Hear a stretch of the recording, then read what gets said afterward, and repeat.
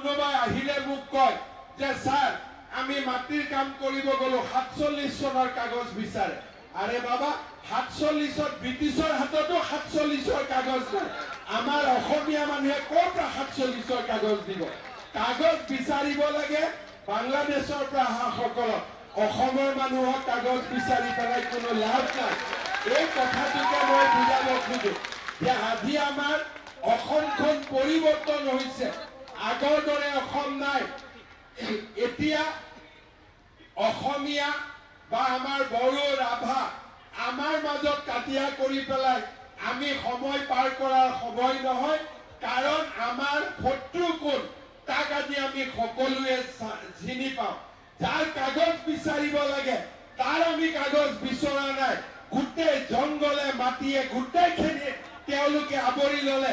তাৰ কাগজ বিচাৰে নাই আৰু যাৰ কাগজ বিচাৰিব নালাগে তাৰ কাগজ বিচাৰি আমি ঘূৰি ফুৰিছো। মই এটাই কথা কওঁ ভাই, হিমন্ত বিশ্ব শৰ্মাৰ কাগজ বিচাৰিব নালাগে, বাংলাদেশৰ পৰা অহাজনৰ কাগজ বিচাৰক। কিন্তু আমাৰ ইয়াত উল্টা, বাংলাদেশৰ পৰা অহাজনৰ কাগজ কোনেও বিচৰা নাই। কাগজ বিচাৰি আছে দিলীপ শইকীয়াৰ, পৰমানন্দ ৰাজবংশীৰ কাগজ বিচাৰি আছে। এই কথাটো কাৰো কাৰণে ঠিক নহয়। কাৰণ আমি যদি একেলগে নাথাকো আমাৰ জাতি মাটি ভেটি সকলো নোহোৱা হৈ যাব। যোৱা 4 দিন আগতে মই উৰিয়াম ঘাটলৈ গৈছিলো। 10,000 বিঘা মাটি। মানুহে কয় যে মোৰ একো নাই কাৰণে মই ইয়াত আহিছো।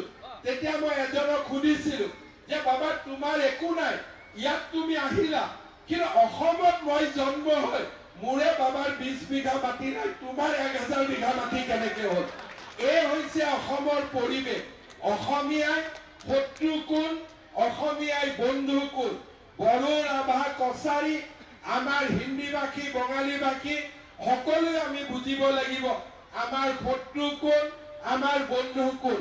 অসমীয়া হিন্দু, অসমীয়া মুছলমান, অসমীয়া খ্ৰীষ্টিয়ান আমি সকলোৱে বুজিব লাগিব আমাৰ শত্ৰু কোন আৰু কেনেকৈ আমি জাতিটোক জীয়াই ৰাখিব পাৰিম। আৰু সেইকাৰণে মই ভাবো যে দ্বিতীয়টো আমি নতুন চিন্তাৰ জন্ম দিব লাগে যে যাৰ কাগজ বিচাৰিব লাগে তাৰ কাগজ বিচাৰিব লাগে, যাৰ কাগজ বিচাৰিব নালাগে তাৰ কাগজ বিচাৰি সময় নষ্ট কৰাৰ প্ৰয়োজন নাই। সেই এনেকুৱা ধৰণৰ ঘটনাই আমাক পিছুৱাই লৈ যায়, আমাক আগুৱাই লৈ নাযায়। শ্ৰদ্ধা ৰাইজ, আমি সকলোকে সন্মান কৰো। আজি আপোনালোকে দেখিছে যে আমাৰ প্ৰধান